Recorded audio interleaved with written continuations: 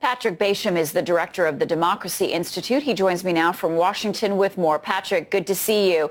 So Donald Trump seems to be making some U-turns. He can't seem to make up his mind when it comes to NATO, China, Russia, and Syria, to name a few. What do you make of all this? Well, there's two ways of looking at this. You could take the view that the Republican establishment and others espoused during last year's campaign that Donald Trump has no, real principles, that he's changed his mind on most issues at least once over the years and decades, and that he's just going to blow with the wind.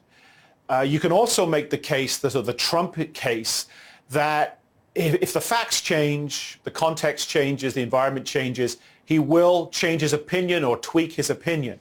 And so he's arguing, I think, on all of these issues, that now that he's president, now that he has more information at his disposal, and that as a result of some of his rhetoric and policies affecting the behavior of other countries, for example, that he is in a position to change what he'd said earlier and move, if not in a completely different direction, certainly in some cases in a slightly different direction.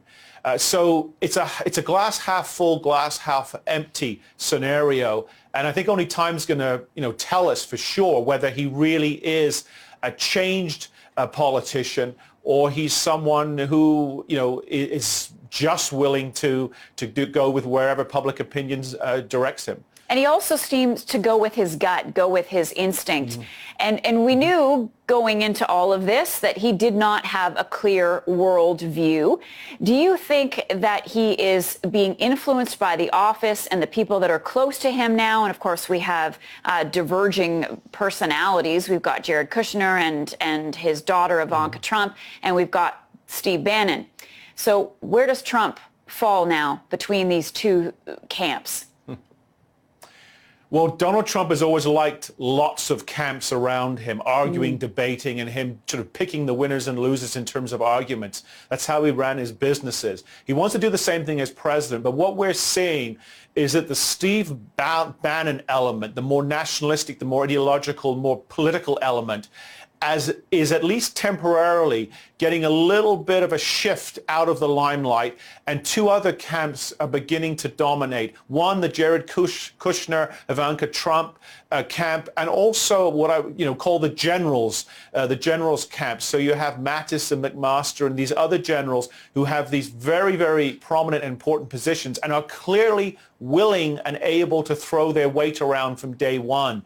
At the moment, Trump is listening more to them, whereas he was listening to Bannon more earlier on. And again, we don't yet know whether this is, a temporary switch, or is this what the medium and long term are also going to look like? Are you surprised by the fact that Trump appears to be getting along with President Xi from China? At the same time, relationships or relations with Russia have soured, and everyone was expecting that was going to develop into something more than what it is.